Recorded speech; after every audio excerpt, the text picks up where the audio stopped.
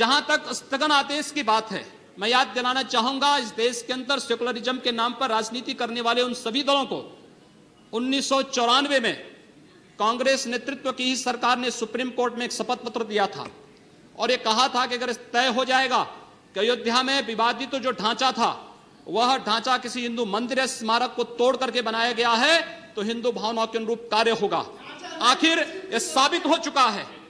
अयोध्या में 30 सितंबर 2010 को इलाहाबाद उच्च न्यायालय की लखनऊ खंड पीठ की पूर्ण पीठ ने जो फैसला दिया है उसमें तीनों जजेस ने एक स्वर से कहा है कि विवादित भूमि ही राम जन्मभूमि है और जब विवादित भूमि राम जन्मभूमि है तो फिर उसके लिए कानून बनाने की मांग इस देश का संत समाज कर रहा है, कोई पाप नहीं कर रहा है।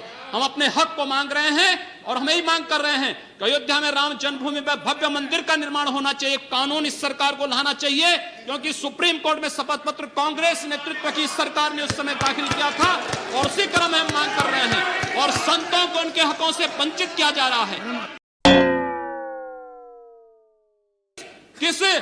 किस समाजवाद की बात मुलायम सिंह जी कर रहे हैं, किस संविधान की बात कर रहे हैं? ये समाजवाद है। स्वयं राष्ट्रीय अध्यक्ष हैं, इनके 2 भाई महासचिव हैं, इनका पुत्र प्रदेश अध्यक्ष है।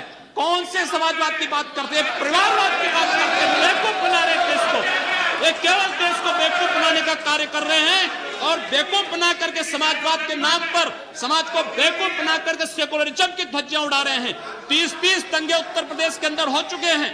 मोदिया 1 वर्ष में 30 बड़े बड़े दंगे, हर दंगे में हिंदू प्रताड़ित हुआ है, हिंदू जेल में बंद हुआ है और ये सरकार परंपरा की बात करती है। किस परंपरा की बात इस सरकार कर रही है? क्या आतंकवादियों के खिलाफ दायर मुकदमों को वापस लेना कौन सी परंपरा का हिस्सा है? फिर से प्रदेश के अंदर आपके आशीर्वाद से सरकार बनी। जो गर्मी दिखा रहे थे उस समय, गर्मी सबकी शांत हो गई होगी। वैसे भी मौसम बहुत सुहावना हो गया, कल तक बहुत गर्मी थी।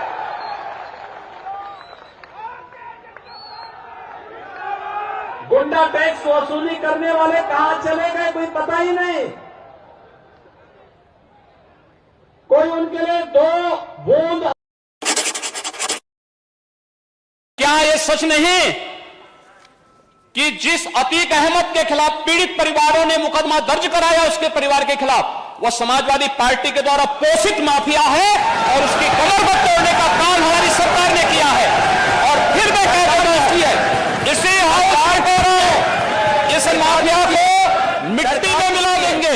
सरकार किसकी है? सरकार किसकी है? गफलत में हो। हिंदू लड़की मुसलमान लड़के के साथ भाग जाए तो लव जिहाद, और अगर किसी मुस्लिम लड़की से हिंदू लड़का शादी कर ले तो जिंदाबाद कहते हैं। ये डबल स्टैंडर्ड क्या है? हिंदू लड़के के साथ कोई मुस्लिम लड़की जाती है तो अपनी सामाजिक सुरक्षा के नाते जाती है।